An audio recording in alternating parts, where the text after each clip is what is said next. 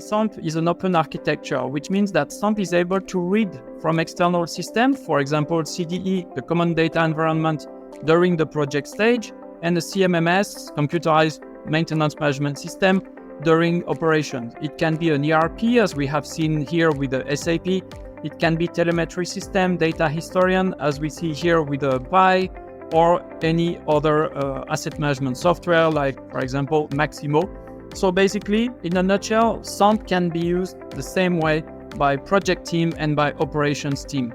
But in the end, the data that is behind will be the same, and it will be transparent to the user. So during all the handover stage, project and operations team will interact around Samp with the same level of familiarity with the solution, which means that Samp will become the link between the teams, the same way as it is the link between the IT systems and the reality on the ground.